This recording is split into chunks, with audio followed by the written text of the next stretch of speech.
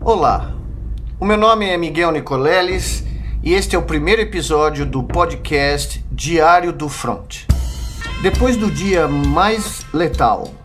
da semana mais mortífera,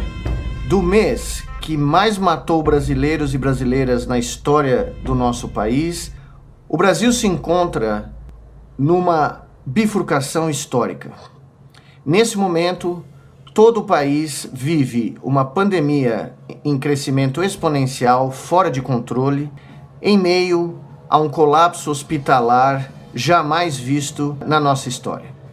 Todas as regiões brasileiras se encontram virtualmente com 1 a 4 semanas para UTI, para intubação de pacientes, com listas de espera que em todas as regiões alcançam milhares de pessoas, listas de espera por um leito de UTI. Provavelmente nós já devemos ter atingido de 6 a 8 mil pessoas em lista de espera por todo o Brasil, tentando ser admitidos no leito de UTI que não existe mais. Em paralelo a esse trágico cenário de uma pandemia fora de controle, de uma pandemia que colocou todo o sistema de saúde brasileiro de joelhos, e perante uma perspectiva futura, se nada for feito, de um aumento dos atuais 3.500 em média que vamos ter a partir da semana que vem,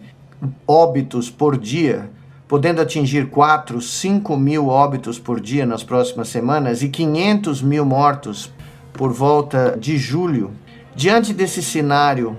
o futuro que nos espera pode ser ainda mais dantesco, uma vez que não existe, por parte do governo federal, nenhum tipo de iniciativa crível de combate real à pandemia.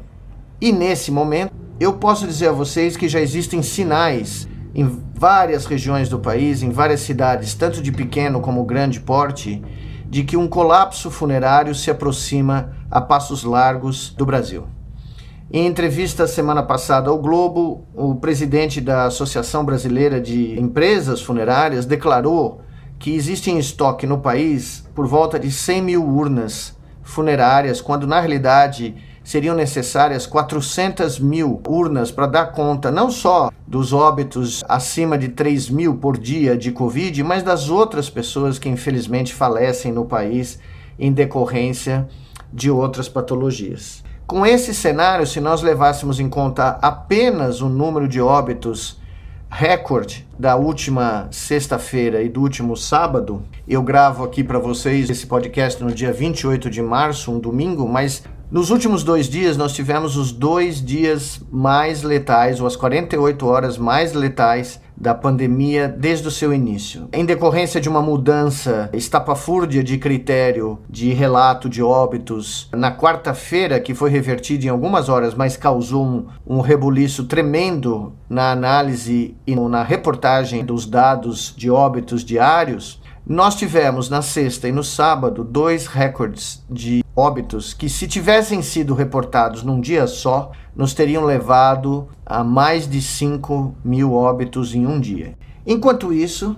no meio da semana, nós tivemos a consolidação da troca do ministro da Saúde, que basicamente na sua primeira declaração se manifestou contra a única ação clara, específica e que funcionou no mundo inteiro, o lockdown rígido, demonstrando com essas palavras que a troca feita no Ministério da Saúde é basicamente uma troca de 6 por meia dúzia. A perspectiva e a expectativa de que algo real seja feito pelo governo federal também foi levada ao nível de piada internacional quando o inominável presidente da República criou uma comissão, teoricamente de combate à pandemia, sem incluir nela nenhum cientista e nenhum representante da sociedade civil, e muito menos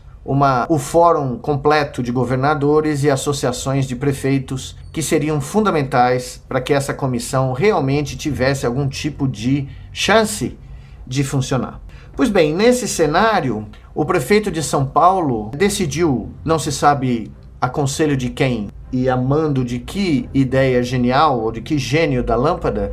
criar ou adiantar os feriados futuros da cidade para, nessa semana, a partir de sexta-feira, dia 26 de março, estabelecer um feriado de 10 dias, que já ganhou a alcunha de feriadão. Bom, o que o feriadão fez de bom para a pandemia é absolutamente nada, muito pelo contrário. O prefeito de São Paulo exportou milhões de paulistanos para o interior e para a Baixada Santista, porque não houve nenhum tipo de mensagem, nenhum tipo de ação paralela ao decretar esse feriado, ou feriadão, que garantisse que as pessoas ficassem em casa e reduzissem o fluxo pelas estradas, pelas ferrovias, pela malha aeroviária, que deveria ter sido o intento de uma medida desse porte. Para isso, seria necessário que a Prefeitura e o Estado tivessem criado bloqueios nas rodovias para instruir as pessoas e bloquear qualquer tipo de fluxo particular de ônibus intermunicipais ou de carros particulares que não fossem essenciais, que não tivessem uma justificativa muito objetiva e clara emergencial. As pessoas deveriam ter ficado em casa para evitar que São Paulo entrasse num estado ainda mais crítico do que já está, como foi mostrado num vídeo essa semana por médicos do Hospital das Clínicas de São Paulo, o maior complexo médico do hemisfério sul, não só do Brasil, onde a maior UTI do país já está com taxa máxima de ocupação. Inclusive, nesse vídeo, alguns colegas meus de faculdade, de turmas próximas à minha, fizeram apelos emocionados, apelos desesperados para que a população entendesse o grau de calamidade, o grau trágico que assola o país nesse momento, e a cidade de São Paulo, o estado de São Paulo, e ficassem em casa. Infelizmente, os exemplos do Reino Unido, por exemplo, que conseguiu, com um lockdown muito bem feito, reduzir o número de mortes no começo desse ano, no final de dezembro, de 1.800 para 17 no começo dessa semana, e que agora começa a planejar a saída desse lockdown, que foi de quase 3 meses, mas que conseguiu evitar que o sistema de saúde do Reino Unido colapsasse, parece que ninguém no Brasil, ou pelo menos os gestores brasileiros, não conseguem ler o noticiário ou não conseguem ver esse exemplo. A propósito, ontem, o Chile, que já tem uma das maiores taxas de vacinação do planeta, conseguindo ter vacinado mais de metade da população com pelo menos uma dose, decretou um lockdown rígido na cidade de Santiago e vizinhanças para tentar impedir um surto que vem fazendo com que os casos de coronavírus tenham aumentado dramaticamente nos últimos dias. Ou seja, um país que vacinou de forma muito mais eficaz que o Brasil, um dos líderes mundiais de vacinação, o pequeno Chile, aqui do nosso lado, na América do Sul, percebeu que não adianta só vacinar. É preciso restringir o fluxo de pessoas e aumentar o isolamento social para ter qualquer chance contra esse vírus. Então, basicamente, depois de atingirmos o momento mais crítico da pandemia e termos perspectivas ainda mais dramáticas para as próximas semanas e para os próximos meses, porque, não se esqueçam, o inverno está chegando e é esse momento na região sul e sudeste, as mais populosas do Brasil, onde nós temos um aumento dramático de outras infecções respiratórias que vão demandar leitos de hospital, leitos de UTI, atenção médica. No momento em que o número de pacientes com sequelas crônicas de Covid começa a ser explosivo também, junto com os casos agudos, a bifurcação que eu comentei com vocês no começo desse podcast é muito clara. Ou o Brasil faz o que tem que ser feito imediatamente, ou o Brasil envereda por um rumo sem previsão alguma de volta. O que eu quero dizer com isso é que nós estamos há poucas semanas de um ponto de não retorno na crise brasileira da pandemia. Porque se o colapso funerário se instalar nesse país, nós começaremos a ver corpos sendo abandonados pelas ruas, em espaços abertos. Teremos que usar do recurso terrível de valas comuns para enterrar centenas de pessoas simultaneamente, sem urnas funerárias, só em sacos plásticos, que vão acelerar o processo de contaminação do solo, do lençol freático, dos alimentos, e com isso gerar uma série de outras epidemias bacterianas gravíssimas que ameaçariam o país a entrar num caos nunca jamais visto. Um caos sanitário, um caos social, um caos econômico e um caos eventualmente político. Esse é o cenário que espera o Brasil caso nós, enquanto sociedade civil, não iniciemos imediatamente um processo de resistência, de protesto pacífico, legal, que obrigue as autoridades do governo federal e do Congresso Nacional a agirem de forma decisiva no combate dessa pandemia. Nós cruzamos, enquanto país, todos os limites aceitáveis da decência, da desumanidade grave, da falta de empatia e da falta de ação. Nesse instante, o Brasil é um país pária, em todo o mundo reconhecido como o epicentro da pandemia e uma ameaça global ao manejo dessa pandemia. Portanto, é hora da sociedade civil se organizar, das suas instituições da sociedade civil, juntamente com a comunidade científica, com todos os órgãos, todas as instituições do poder público que estejam dispostas a definitivamente se unir, independente de visões partidárias, ideológicas, políticas, se unir num movimento de salvação nacional, cujo lema seria a palavra basta. Basta de mortes evitáveis. Basta de incompetência, inépcia e desmando na maior crise sanitária do mundo em 100 anos. Basta de ver nossos irmãos e irmãs morrerem sem medicamentos, sem leitos de UTI e sem a possibilidade de um atendimento médico digno. Basta de ver os nossos heróis profissionais da saúde darem suas próprias vidas. Basta de ignorar as medidas que são fundamentais para que o Brasil consiga evitar um colapso funerário e o mergulho num poço sem volta, num abismo maior do que o Brasil. Para que esse basta seja literalmente ouvido em todo o país, é preciso que todos nós, enquanto cidadãos, passemos a disseminar essa nossa exclamação, esse nosso grito de protesto por todos os meios, pelas redes sociais, pelas nossas comunidades, pelos nossos vizinhos, pelas nossas famílias, pelos nossos grupos de WhatsApp, por todas as formas possíveis para que esse basta atinja todos os poderes da República e deixe muito bem claro para estes que o povo brasileiro não suporta mais o estado de abandono a que ele foi condenado. Quando um presidente da República manda um documento ao Supremo Tribunal Federal pedindo a revogação de poucas medidas que ainda conseguem proteger alguns brasileiros desse vírus letal, ele dá uma declaração pública e notória, assinada e reconhecida em cartório para todo o Brasil e para todo mundo, que ele renunciou à sua obrigação constitucional de defender o povo brasileiro de um inimigo letal. Porque o que nós enfrentamos hoje é uma guerra. E para enfrentar uma guerra, você precisa ter um comandante